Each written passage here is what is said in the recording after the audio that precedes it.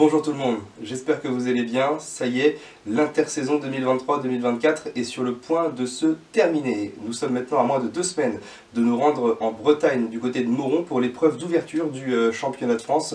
Et c'est pourquoi on va pouvoir s'attaquer directement à quelques présentations, notamment sur les 4 divisions Sprint Cars, qui fera donc 4 vidéos où je vais vous expliquer, je vais vous faire un petit guide pour vous permettre de suivre au mieux cette nouvelle saison, puisque vous allez voir, de nombreux changements sont apparus durant cette intersaison. Vous avez la liste devant les yeux, les 26 pilotes qui sont prioritaires cette saison, ce qui veut dire que nous n'aurons malheureusement pas de pilotes invités sur les épreuves. On aura donc les 26 places occupées par les 26 pilotes prioritaires qui sont sous vos yeux. Le calendrier 2024 qui, là aussi, arrive devant vous avec un total de 8 épreuves cette saison. C'est 2 de moins que la saison dernière, puisqu'on sait très bien que les épreuves de Saint-Junien et de Bourges-Allogny ne seront malheureusement pas au calendrier cette saison. On se retrouvera du coup, comme on le disait, du côté de Moron pour l'épreuve d'ouverture. On aura les 2 épreuves du Grand Ouest, suivies par Saint-Vincent-des-Landes bien entendu. On aura la 3e épreuve dans le sud de la France du côté de Elne. On retrouvera l'épreuve alsacienne du côté de Steinbourg bien entendu, avant de retrouver l'épreuve d'Heidi. On sera là-bas à la fin juin. Ensuite, on aura la pause estivale avant de retrouver Is-sur-Tille du côté de Dijon, la 6e épreuve du championnat. La 7e épreuve sera du côté de Mazan dans le Vaucluse, et on terminera la saison bien entendu comme d'habitude du côté de Falleras en Gironde. Là aussi, la grosse nouveauté 2024, c'est ce moteur. On l'attendait bien entendu puisqu'il a été testé la saison dernière entre les mains d'Émeric Martineau et de la société M-Race en partenariat bien sûr avec le promoteur du championnat. C'est le Yamaha MT-07 et on va voir un petit comparatif technique entre l'ancienne motorisation obligatoire, le Kawasaki ER6, et la nouvelle motorisation qui vient s'ajouter en plus dans cette division Maxi Sprint. C'est bien entendu le Yamaha MT-07. Le comparatif sous vos yeux. Alors au niveau de la cylindrée, petit changement puisqu'on est bien sûr sur 650 cm3 en ce qui concerne le Kawasaki ER6 sur votre gauche et 690 cm3 pour le Yamaha MT-07. Le nombre de cylindres, bien sûr on est sur des moteurs bicylindres, donc 2 cylindres pour le R6 comme pour le MT-07. La puissance, alors c'est une puissance annoncée sur internet d'après ce que j'ai recherché et ce que j'ai pu lire. On est sur à peu près 72 chevaux pour le R6 contre 74 pour le MT-07, donc globalement à peu près la même puissance. Le couple moteur, bien sûr en Nm, on est sur 65 pour le Kawa R6 et 67 pour le MT-07, donc là aussi globalement quasiment les mêmes puissances moteurs pour ces 2 moteurs proposés par la fédération cette saison. Malgré tout, j'ai eu l'occasion de discuter avec plusieurs préparateurs qui m'ont dit pour l'instant avantage au MT-07 par rapport aux informations que nous donnent les bancs moteurs. Maintenant il faudra voir tout ça en piste et on verra déjà du côté de Moron ce que ça peut donner. Intéressant également de se focaliser sur les choix techniques qu'ont réalisé les différents pilotes, et vous le voyez devant vous à l'écran, ce sont déjà 16 pilotes qui ont choisi de sauter dans l'inconnu et de faire confiance à ce nouveau bloc Yamaha MT-07 contre seulement 10 qui ont fait le choix de choisir plus ou moins la sécurité, de choisir ce qu'ils connaissent en gardant ce Kawasaki ER6. Là aussi bien sûr le MT-07 a été testé durant une seule année sur les épreuves du championnat de France par Émeric Martineau, je le disais, mais on a quand même un retour technique un peu plus important puisque durant les 3 années précédentes en championnat d'Europe dans la FIA Academy Trophy, le championnat réservé aux jeunes pilotes, ce moteur a été éprouvé dans les Life TN5, donc on a un retour technique quand même un petit peu plus important, et c'est aussi pourquoi sans doute les pilotes ont fait le choix de ce MT-07. J'ai choisi plusieurs pilotes, certains qui sont restés fidèles à l'ER6 et d'autres qui ont fait le saut dans l'inconnu face à ce MT-07, et donc on va présenter ces différents pilotes sur lesquels il faudra garder les yeux et le regard rivé durant cette saison 2024 dans la division Maxi Sprint, ceux qui sont restés fidèles à l'ER6. Sous vos yeux, j'ai choisi Louis Lejeune, Paolo Martins, Valentin Clouseau, Ludovic Jean et Quentin Banet. Le jeune, on le disait, le pilote du châssis GRX est resté fidèle au Kawasaki ER6. Il est resté sur quelque chose qu'il connaît, quelque chose qui fonctionnait plutôt bien la saison dernière, puisqu'il a eu une vraie période positive au milieu de saison, et il espère que cette année il pourra faire quelque chose d'un peu plus régulier sur l'intégralité de la saison, et pourquoi pas essayer d'aller jouer le titre si ce Kawasaki ER6 peut s'avérer comme l'un des moteurs les plus performants. Paulo Martins, c'est pareil, pilote qui a redébuté la compétition, c'était au Corac, et là aussi il était un petit peu plus compliqué pour sa première saison de revenir sur les avant-postes au championnat de France. Il a réalisé seulement une finale en 2022, c'était du côté de Faleras. 2023, année quasiment parfaite, on termine 6ème du championnat, et là aussi il faudra compter sur lui pour le titre si ce Kawa ER6 reste performant. Valentin Clouzot, vainqueur de la finale Interchallenge du côté de Issoudun, a impressionné tout le monde au volant de son châssis Raptor, et lui bien sûr c'est l'année du châssis qui l'interdit de passer à MT-07, puisqu'on sait que le Yamaha MT-07 ne peut être mis que dans les nouveaux et récents châssis, et donc du côté de Valentin Clouzot on est obligé de rester fidèle à l'ER6, mais là aussi nul doute, il faudra compter sur lui cette saison.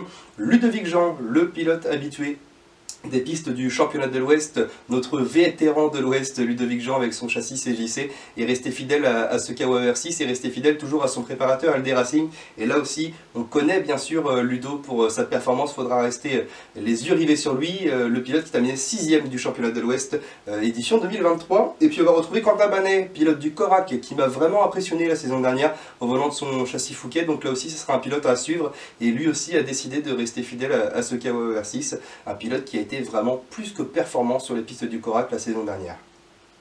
La liste maintenant des pilotes en MT-07, et là j'ai choisi 7 pilotes pour représenter ce groupement de pilotes. Et bien tout d'abord on va parler forcément de Nicolas Fourneau, le pilote du châssis Skolcar, pilote champion de France en titre. Et oui, depuis 2018 nous n'avions pas un numéro 1 sur les listes d'engagés, puisque le dernier en date c'était Arnaud Fouquet qui avait remis un titre en jeu dans cette division Maxi Sprint. Et bien Nico a donc forcément décidé de changer de motorisation, c'est là aussi une nouvelle aventure qui commence pour lui. Et puis on va retrouver notre champion de France Junior Sprint, Rémi Guénaud, qui nous a préparé une belle machine là, avec son papa bien sûr, Manu. Et puis on a vu tout le travail notamment esthétique sur le moteur que nous a fait Rémi. Là c'est vraiment quelque chose de beau qu'il est en train de nous préparer. Et puis là je peux vous dire que c'est un pilote qu'il va falloir surveiller, parce qu'il a quand même été plus que performant la saison dernière. Un pilote qui sera surveillé, c'est le retour de Mathieu Bezold, le pilote d'Heidi, on n'est pas loin d'Heidi du côté de Mathieu Bezold, là, et bien, qui a eu la confiance du constructeur de l'Est, puisque c'est David Drouin qui a fait confiance à Mathieu Bezold. Il sera donc équipé d'un châssis Skolcar cette saison. On va retrouver Mathieu Ferrier, vainqueur du Challenge Corac en division Junior Sprint la saison dernière, qui a fait l'acquisition d'un châssis G-Speed, motorisé là aussi par un Yamaha MT-07. Attention à ce pilote qui gravit les échelons année après année. Lui que j'ai découvert du côté de Helne, c'était en 2021, lors de la finale nationale du Folep, à l'époque, au volant d'un châssis motorisé par un moteur de 2 chevaux en carte 602.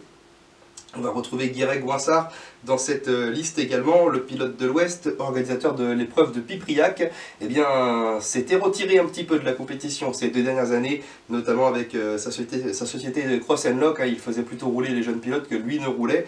Eh bien, cette saison, ça y est, il a fait l'acquisition d'un châssis 3R et partira sans aucun doute là aussi la conquête, pourquoi pas, d'un podium, au moins sur les pistes du championnat de France. Et là, il faudra compter sur le pilote breton.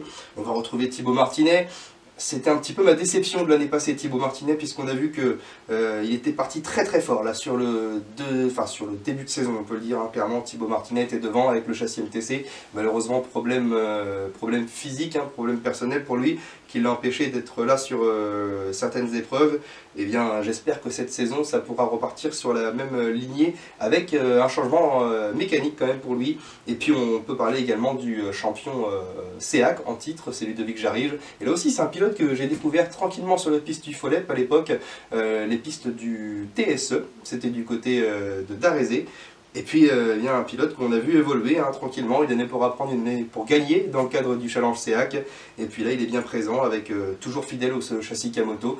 Mais on a changé de mécanique et on est à passer avec le MT-07, lui aussi qui fait confiance au préparateur moteur LD Racing.